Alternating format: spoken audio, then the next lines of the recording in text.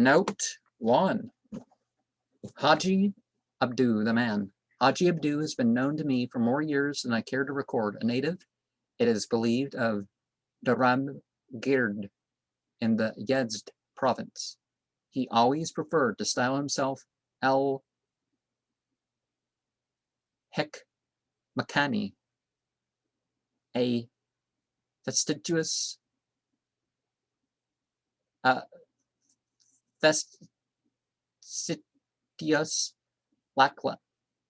Lakab, or my speech is jumbling, sorry. Our surname meaning of no hall, nowhere. He had traveled far and wide with his eyes open, as appears by his couplets, which, aren't certainly step outside of Islam, step outside of other things too, to a natural felicity, a knack of language learning. He added a store of desultory, various reading, scraps of Chinese and Old Egyptian, of Hebrew and Syriac, of Sanskrit and Prakrit. Is Prakrit like, that's one of the Buddhist languages, isn't it? I mean, it's not Buddhist language, or maybe you could say it is, but anyways.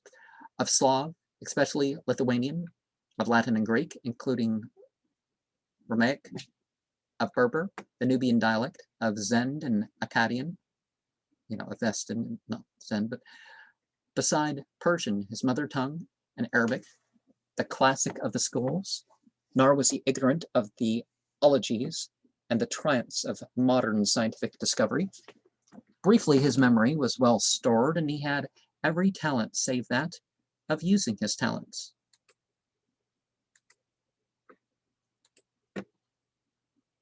But no one thought that he wooed the muse to speak in the style of the last century. Even his intimates were ignorant of the fact that he had a skeleton in his cupboard. His KASÍDAH or distichs, he confided to me his secret when we last met in Western India. I am purposefully vague in specifying the place. When doing, he held in his hand the long and hoary honors of his chin, with the points toward me, as if to say, with Island King, there's a touch of winter in my beard, a sign of the entities called gods will guard me from imprudence. Now, if using Arabic or some other things, this word for, are they saying Allahumma, which means all divinity, or are they saying Alihat, or, is this, is he trying to convey the one thing or the other? Something more universal, or is it polytheism? And yet, the piercing eye, clear as unks, seemed to protest against the plea of age.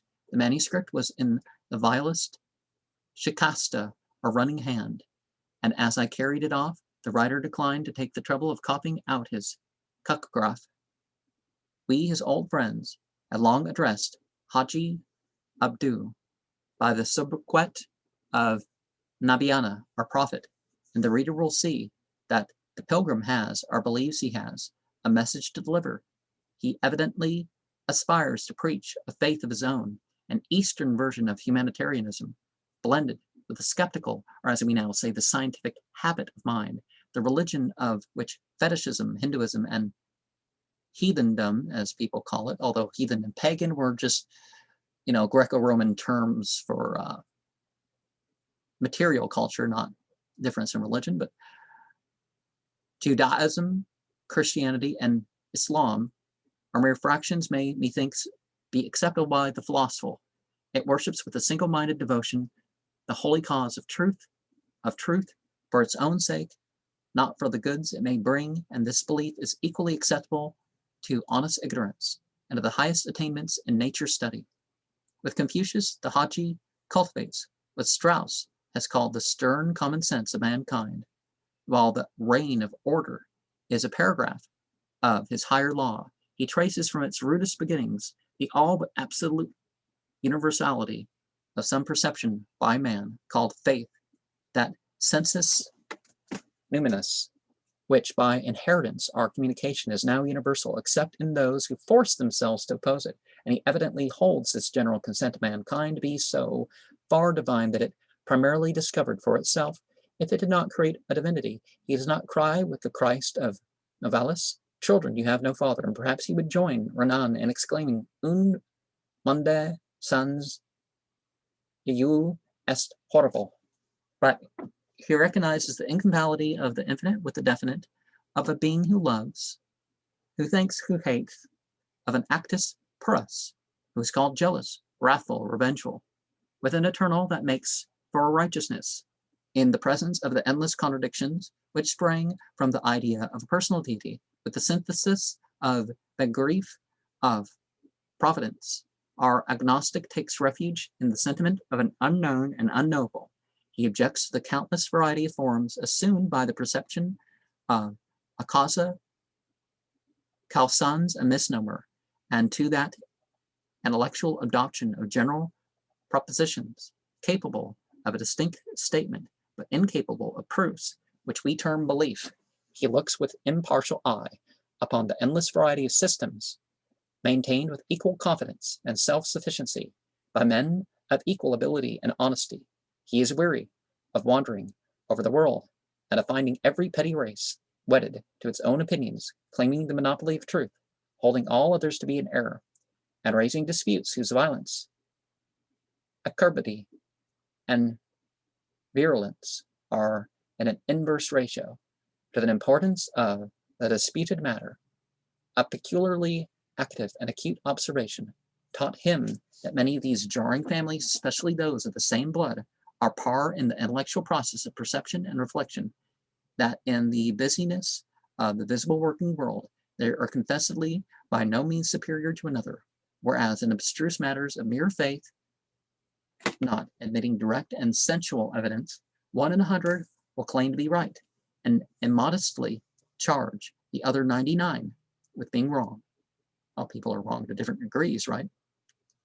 Thus he seeks to discover a system which will prove them all right and all wrong, which will reconcile their differences, will unite past creeds, will account for the present, and will anticipate the future with a continuous and uninterrupted development. This too by a process not negative and distinctive, but on the contrary, intensely positive and constructive.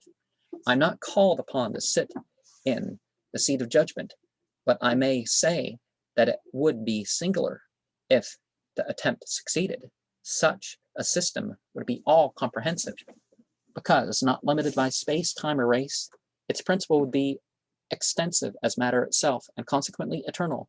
Meanwhile, he satisfies himself, the main point. Students of metaphysics have of late years defined the abuse of their science as the morphology of common opinion. Contemporary investigators, they say, have been too much occupied with introspection. Their labors have become merely physiologico-biographical, and they have greatly neglected the study of averages. For says La Rochefoucauld, il est plus aisé de connaître le homme en général que de connaître un homme en particulier, and on so wide a subject all views must be one-sided. But this is not the fashion of Easterns. They have still to treat great questions ex analogia universi instead of ex analogia hominis. They must learn the basis of sociology, the philosophic conviction that mankind should be studied, not as a congress of individuals, but as an organic whole, hence the zeitgeist, our historical evolution of the collective consciousness of the age, despises the obsolete opinion that society, the state, is bound by the same moral duties as the simple citizen. Hence, too, it holds that the spirit of man, being of equal and uniform substance, doth usually suppose and feign in nature a greater equality and uniformity than is in truth. Christianity and Islam have been on their trial for the last 18 and 12 centuries. It's 1442 as I record this. It'll be released in 1443. They have been ardent in proselytizing, yet they embrace only 1/10 and 1/20 of the human race. Well, Islam's encompassing a quarter, but you take away the polytheists and those who don't have their prayer, and probably less than that because people who are outwardly Muslim, but they're not inwardly. But likely we can't, say anything about any particular one of them. But the percentage doesn't matter. It doesn't matter how popular or unpopular a group is. Hâjî ABDû would account for the tardy and unsatisfactory progress of what their votaries call pure truths by the innate imperfections of the same.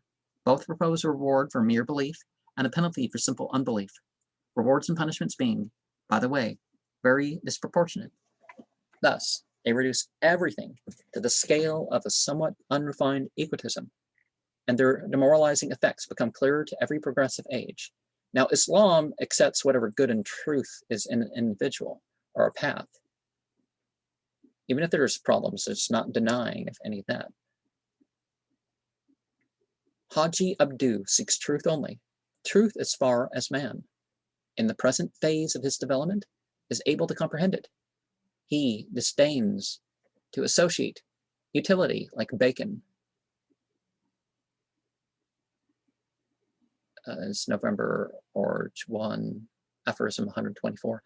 The high priest of the English creed, a gros bon sens, with the lumen siccum ac purum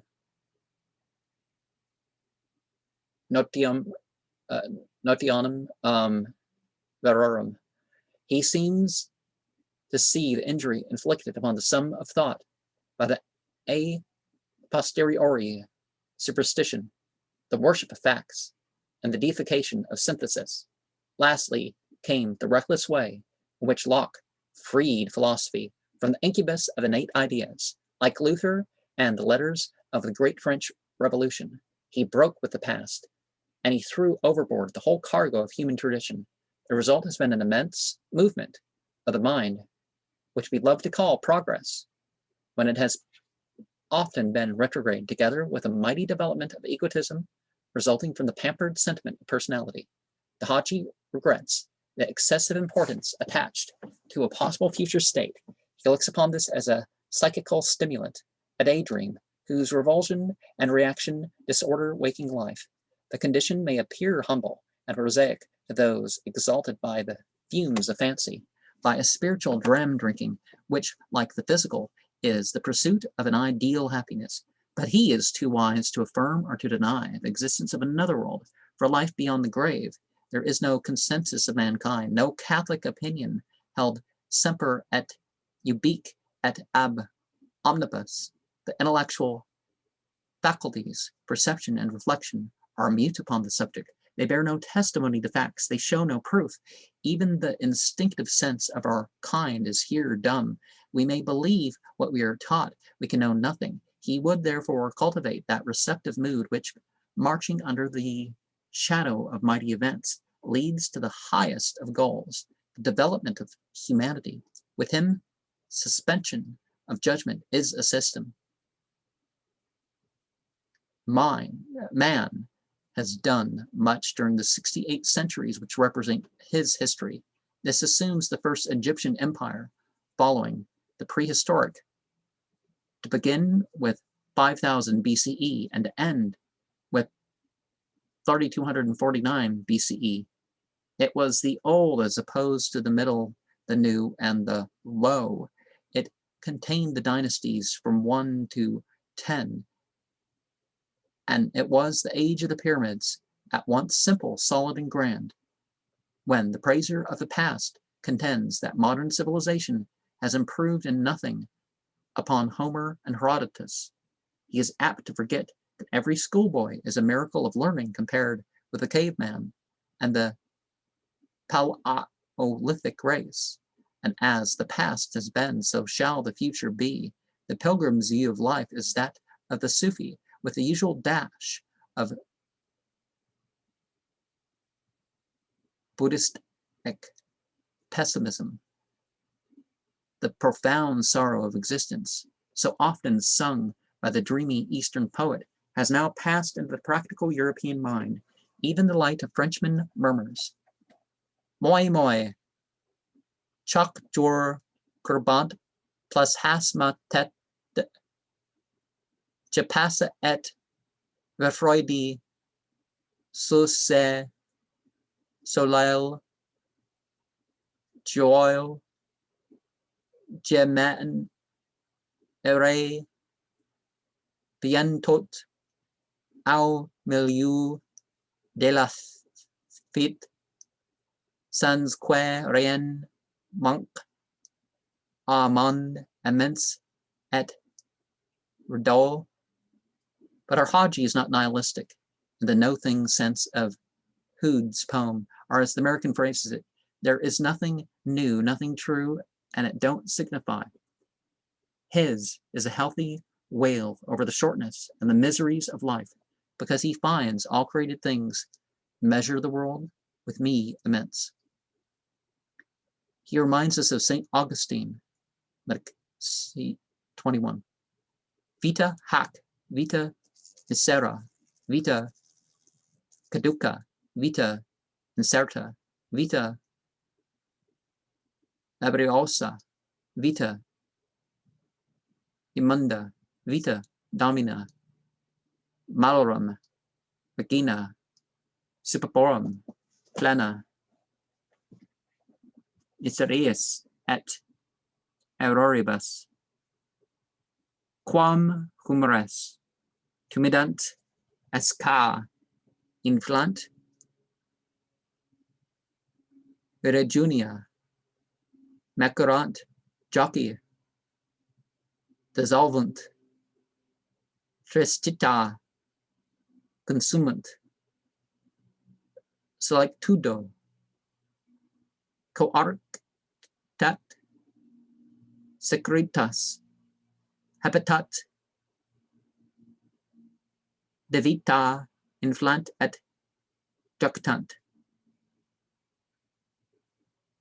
paupertas, digicet, juventus, extolit, senectus, incurvat, importunitas, frangit, mauror, deprimit, et his malis omnibus mors. Furibunda secedit, but for furibunda the pilgrim would perhaps read Benedicta. With Cardinal Newman, one of the glories of our age, HÂJÍ ABDû finds the light of the world nothing else than the prophet's scroll, full of lamentations and mourning and woe. I cannot refrain from quoting all this fine passage, if it be only for the sake of its lame and shallow deduction. To consider the world in its length,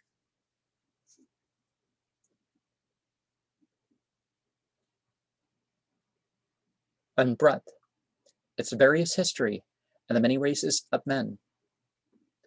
Their starts, their fortunes, their mutual alienation, their conflicts and their ways, habits, governments, forms of worship, their enterprises, their aimless courses, their random achievements and acquirements, the impotent conclusion of long-standing facts, the tokens of so faint and broken of a superintending design, the blind evolution of what turn out to be the great powers are truths, the progress of things as from unreasoning elements, not towards final causes, the greatness and littleness of man, his far-reaching aims, his short duration, the curtain hung over his feature key, the disappointments of life, the defeat of good, the success of evil, physical pain, mental anguish, the prevalence and intensity of sin, the pervading idolatries, the corruptions, the dreary, hopeless irreligion, the condition of the whole race so fearfully yet exactly described in the apostles' words, having no hope without God in the world.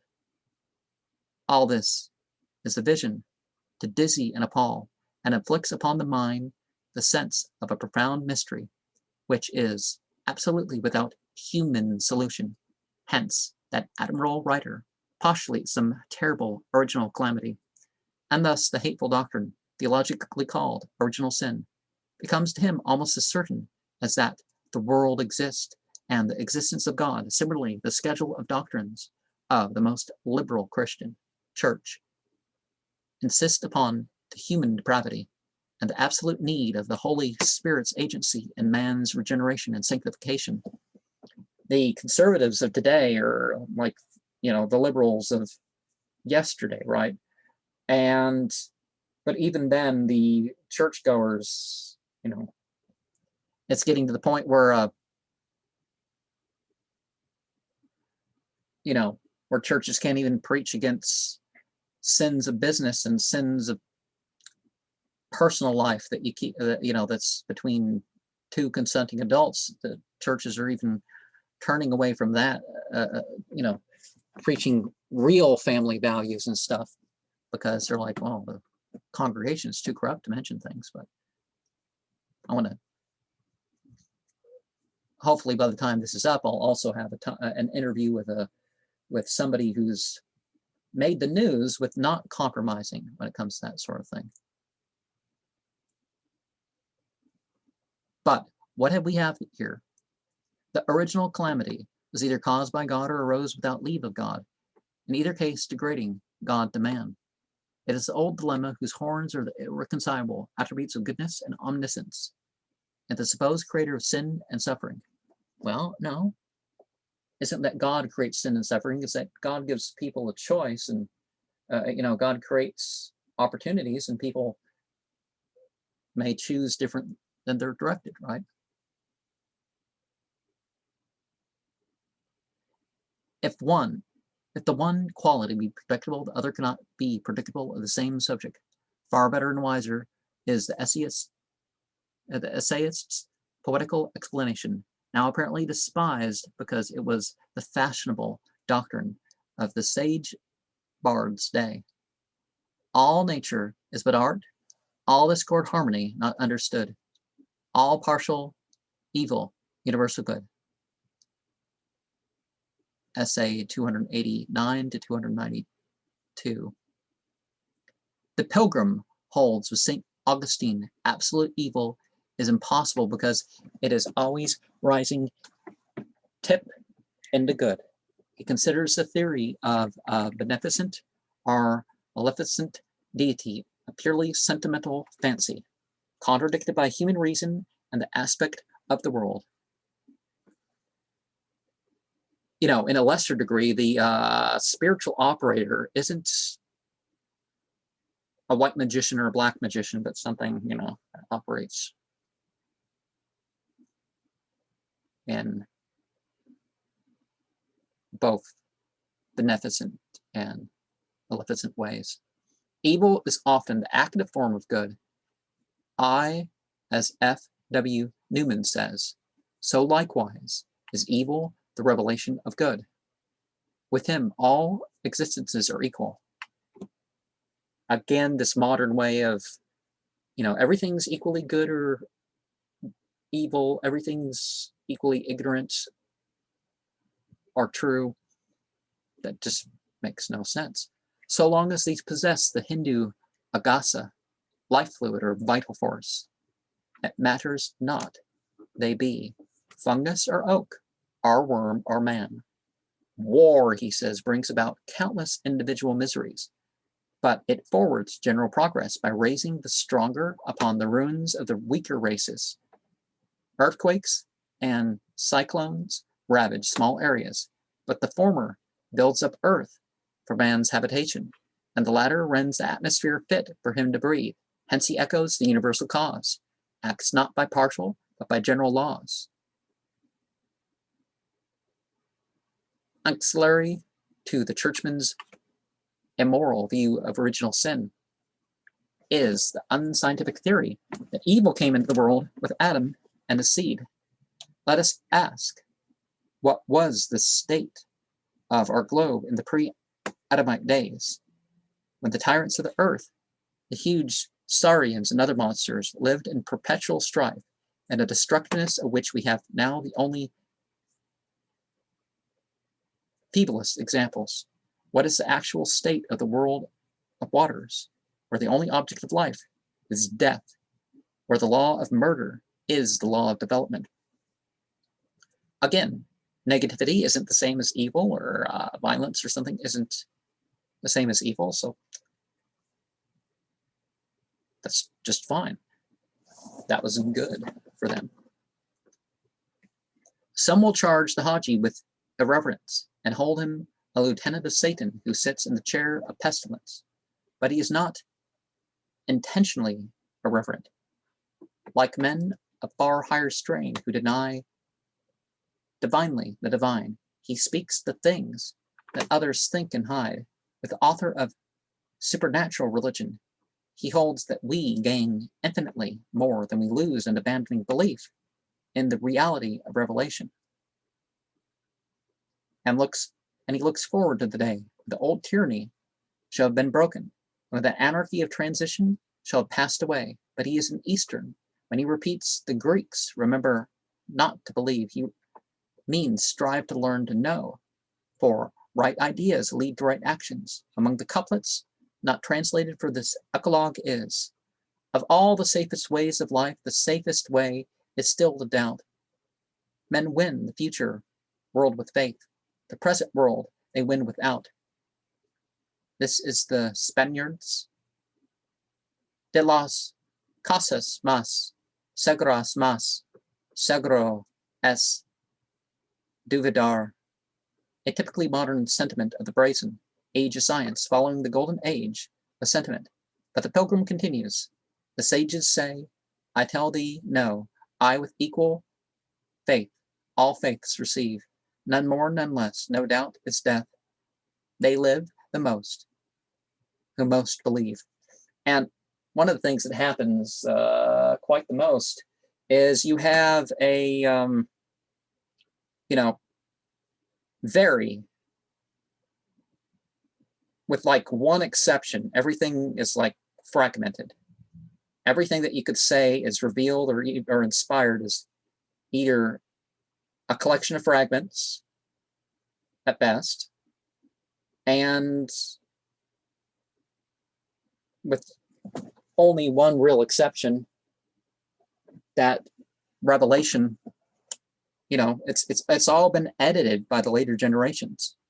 And much like you have this text, okay, so he writes it under a pseudonym, and he gives this Apollonian to the Dionysian.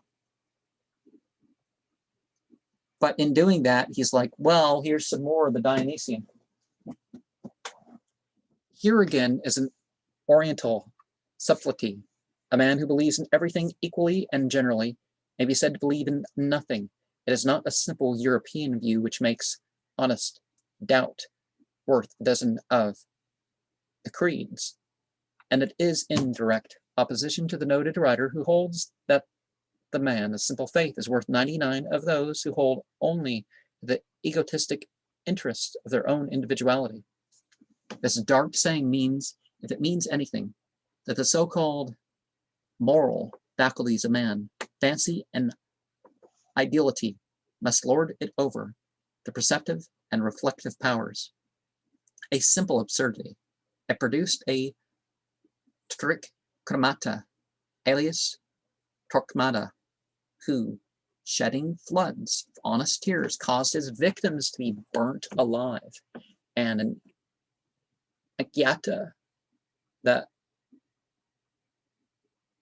Anchieta, the thaumaturgist of Brazil, who beheaded a converted heretic, lest the latter, by lapse from grace, lose his immortal soul. But this vein of speculation, which bigots brand as doubt, denial, and destruction, the earnest religious skepticism, and my rumbling stomach has nothing to do with the subject here. This curious inquiry, has the universal tradition any base of fact? This craving after the secrets and mysteries of the future, the unseen, the unknown, is common to all races and to every age, even amongst the Romans, whose model man in Augustus's day was Horace, the philosophic, the Epicurean. We find Propitius asking, "An ficta in miseras descendit fabula gentes et timor, haud ultra quam rogus esse potest." Rogus gentes.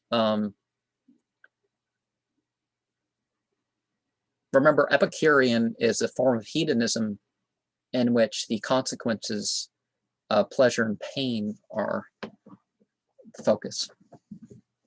To return the Pilgrim's doctrines upon the subject of consciousness and repentance will startle those who don't follow his train of thought. Never repent, because thy will with will of fate be not at one. Think and thou please before thou dost, but never rue the deed when done. This again is his modified fatalism. He would not accept the boisterous mode of cutting the Gordian knot proposed by the noble British philosopher. We know we're free, and there's an end on it. He prefers Lamarck's. The will is, in truth, never free, he believes man to be a co-ordinate term of nature's grand progression, a result of the interaction of organism and environment, working through a cosmic sections of time. He views the human machine, the pipe of flesh, as depending upon the physical theory of life, every corporeal fact and phenomenon, which, like the tree grows from within or without, is merely a product of organization. Living bodies being subject to the natural law governing the lifeless and the inorganic, whilst the religionist assures us that man is not a mere toy of fate, but a free agent responsible to himself, with work to do and duties to perform. The HÂJÍ, with many modern schools, holds mind to be a word describing a special operation of matter, the faculties generally to be manifestations of movements in the central nervous system, and every idea, even of the deity, to be a certain little pulsation of a certain little mass of animal pap, the brain. Thus, he would not object to relationship with a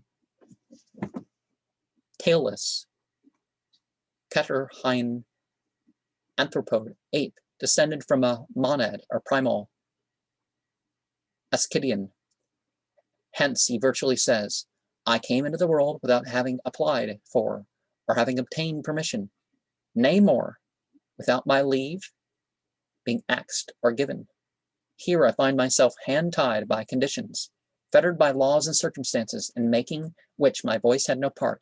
While in the womb I was an automation, and death will find me a mere machine. Therefore not I, but the law, or if you please, the lawgiver, is answerable for all my actions. Let me here observe that to the Western mind, law postulates a lawgiver. Not so to the Eastern, and especially to the Sufi, holds these ideas to be human, unjustifiably extended to interpreting the non-human, which men call the divine. Further, he would say, I am an individual, que nil habet dividue, a circle touching and intersecting my neighbors at certain points, but nowhere corresponding, nowhere blending. Physically, I am not identical at all points with other men. Morally, I differ from them. In nothing do the approaches of knowledge, my 5 organs of sense, with their Schleien interpretation, exactly resemble those of any other being. Ergo, the effect of the world, of life, of natural objects, will not in my case be the same as with the beings most resembling me. Thus I claim the right of creating or modifying for my own and private use the system which most imports me, and if the reasonable leave be refused to me, I take it without leave. But my individuality, however all sufficient for myself, is an infinitesimal point, an atom subject in all things to the law of storms called life. I feel, I know that fate is, but I cannot know what is or what is not fated to befall me. Therefore, in the pursuit of perfection, as an individual lies, my highest and indeed my only duty, the I being duly blended with the we, I object to be a selfless man, which to me denotes an inverted moral sense. I am bound to take careful thought concerning the consequences of every word and deed. When, however, the future has become the past, it would be the merest vanity for me to grieve or to repent over that which was decreed by universal law. The usual objection is that of man's practice. It says, this is well in theory, but how carry it out? For instance, why would you kill or give over to be killed the man compelled by fate to kill your father? HÂJî ABDÜ says. HÂJî ABDÜ replies, I do as others do, not because the murder was done by him, but because the murderer should not be allowed another chance of murdering. He is a tiger who has tasted blood, and who should be shot. I am convinced that he was a tool in the hands of fate, but that will not prevent my taking measures, whether predestined or not, in order to prevent his being similarly used again. As with repentance, so with conscience. Conscience may be a fear which is the shadow of justice, even as pity is the shadow of love, though simply a geographical and chronological accident, which changes with every age of the world. It may deter men from seeking and securing the prize of successful villainy, but this incentive to beneficence must be applied to actions that will be done, not to deeds that have been done. The HÂJî, moreover, carefully distinguishes between the working of fate under a personal God and under the reign of law. Well, God's not according to your wishes, not just there, oh, well, because I've accepted God as my friend, then God is going to let me get away with things. It's not like that, really. In the former case, the contradiction between the foreknowledge of a creator and the free will of a creature is direct, palpable, absolute. We might as well talk of black whiteness and of white blackness. Well, in America, how people refer to race is that you have, if people had even a 30-second negroid, they were called black in some parts. And nowadays, yeah, 3/4 white is called black. It's, So we have that sort of nonsensical thinking. 100 generations of divines have never been able to read the riddle. 1,000,000 will fail. The difficulty is insurmountable to the atheist, insurmountable to the theist, whose Almighty is perforce omniscient, and as omniscient, prescient. But it disappears when we convert the person into law, or a settled order of events. Well, no, it doesn't, but subject, moreover, to certain exceptions, fixed and immutable, but at present unknown to man. The difference is essential as that between the penal code, with its narrow forbiddal, and the broad commandment, which is a guide rather than a taskmaster. Thus, too, the belief in fixed law versus arbitrary will modifies the HÂJî's opinions concerning the pursuit of happiness. Mankind, das Rastlos, or second theater, is born to be, on the whole, equally happy and miserable. The highest organisms, the fine porcelain of our family, enjoy the most and suffer the most. They have a capacity for the rising to that empyrean of pleasure, and for plunging deep into the swift-flowing river of woe and pain.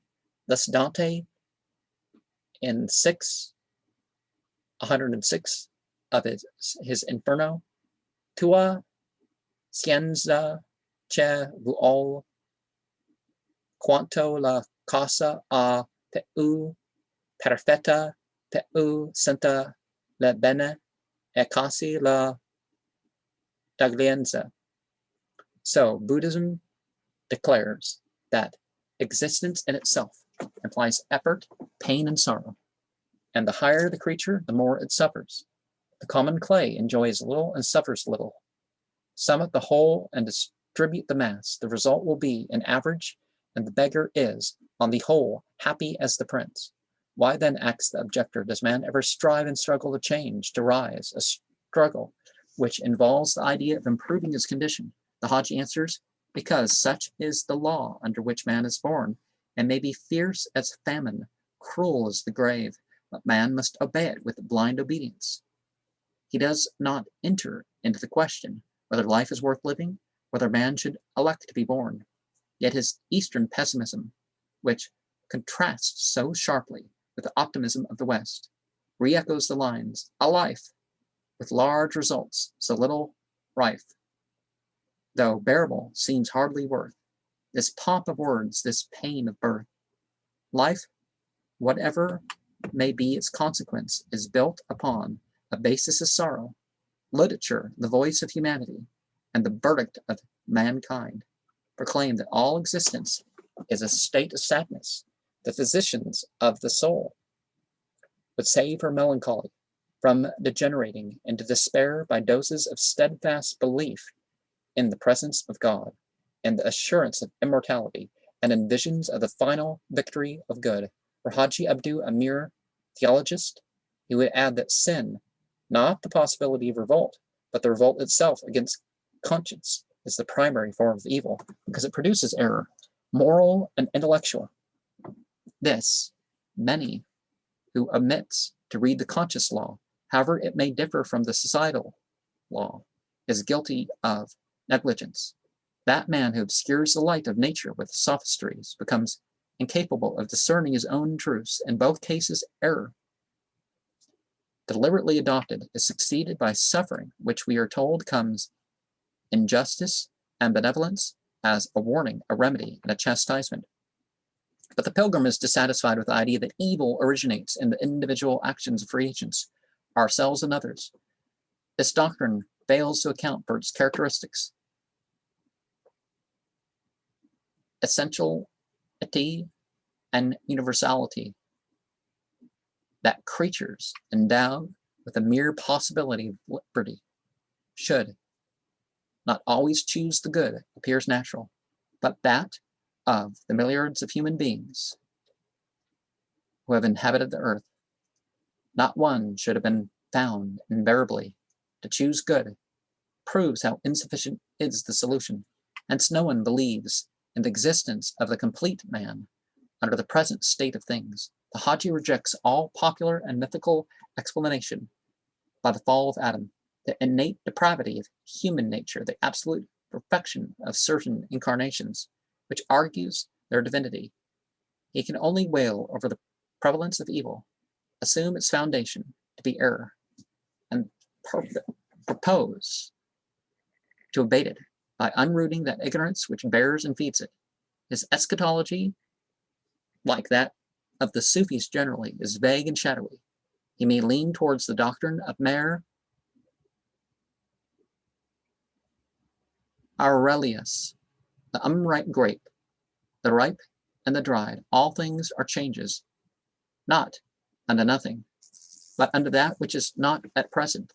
This is one of the monstruosa opinium portenta mentioned in the 19th General Council, alias the First Council of the Vatican, but he only accepts it with limitation. He cleaves to the ethical, not to the intellectual, worship of nature, which moderns define to be unscientific and imaginary sentiment, defined to be an unscientific and imaginary synonym for the sum total of observed phenomena. Consequently, he holds to the dark and degrading doctrines of the materialist, the hielotheist, in opposition to the spiritualist, a distinction far more marked in the West than in the East. Europe draws a hard, dry line between spirit and matter. Asia does not. Among us, the idealist objects to the materialists that the latter cannot agree upon fundamental points, that they cannot define what is an atom, that they cannot account for transformation of physical action and molecular motion into consciousness and vice versa, that they cannot say what matter is, and lastly, that Berkeley and his school approve the existence of spirit while denying that of matter. The materialists reply that the want of agreement shows only a study insufficiently advanced, that man cannot describe an atom because he is still an infant in science. Yet there is no reason why his mature manhood should not pass through error and incapacity to truth and knowledge. That consciousness becomes the property of matter when certain conditions are present. That HÂJΗ, the Greek ODL, are matter, may provisionally be defined as phenomena with a substructure of their own, transcendental and eternal, subject to the action, direct or indirect, of the five senses, whilst its properties present themselves in three states: the solid, the liquid, and the gaseous. To casuistical Berkeley, they prefer the common sense of mankind. They ask the idealist and the spiritualist why they cannot find names for themselves without borrowing from a dark and degraded school, why the former must call himself after his eye, Edine, the latter after his breath, Spiritus. Thus, the HÂJΗ twits them with affixing their own limitations to their own almighty power, and as Socrates says, with bringing down heaven to the marketplace. Modern thought tends more and more to reject crude idealism and to support the monistic theory, the double aspect, the transfigured realism. It discusses the nature of things in themselves to the question, is there anything outside of us, which corresponds with our sensations, that is to say, is the whole world? Simply they reply, that obviously there is something else, and that there is something else produces the brain disturbance, which is called sensation. Instinct orders us to do something. Reason, the balance of faculties, directs, and the strongest motive controls. Modern science, by the discovery of radiant matter, a fourth condition, seems to conciliate the two schools. La découverte de un quatrième état de la matière, says a reviewer, est la porte ouverte à l'infini de ces transformations, est le jamais invisible et impalpable de mine possible successor d'être substantiel, est le monde des esprits entrant sans absurdité dans la domaine des hypothèses scientifiques, est la possibilité pour les matérialistes de croire à la vie d'autres tomes sans renoncer au substratum matériel qu'elles croient nécessaire au maintien de l'individualité. With HÂJΗ ABDû, the soul is not material, for that would be a contradiction of terms. He regards it with many moderns as a state of things, not a thing, a convenient world, denoting a sense of personality, of individual identity. In its ghostly signification, he discovers an artificial dogma which partly belonged to the brutal savages of the Stone Age. He finds it in the funeral books of ancient Egypt, went. Probably it passed to the Zendavesta and the Vedas. Well, the Hindu and the Persian cultures kind of, or the Hindu Iranian cultures kind of, they were as one people at some point. The 5 tribes, as they called them, the Aryans. In the Hebrew Pentateuch, of which part is still attributed to Moses, it is unknown, or rather, it is deliberately ignored by the author or authors. The early Christians could not agree upon the subject. Origen advocated the pre-existence of men's souls, supposing them to have been all created at one time and successfully embodied. Others make spirit born with the hour of birth and so forth. But the brain action, or, if you so phrase it, the mind, is not combined with the reasoning faculties. Islam believes in a universal pre-existence, that at a certain point before humans were incarnate, all the humans were. Nor can we afford to ignore the sentiments, the affections which are, perhaps, the most potent realities of life. Their loud, affirmative voice contrasts strongly with the titubant accents of intellect. They seem to demand a future life, ever a state of rewards and punishments from the maker of the world, the Ortolano Eterno, the potter of the East. The eternal gardener has an inscription that says, Laucatus est in, damnatus est in, homatus est in, renatus est in, and in between that, homo horto. The watchmaker of the West, they protest against the idea of annihilation. They revolt at the notion of eternal parting from parents, kinsmen, and friends. Yet the dogma of a future life is by no means Catholic and universal. The Anglo-European race apparently cannot exist without it, and we have lately heard of the Aryan soul land.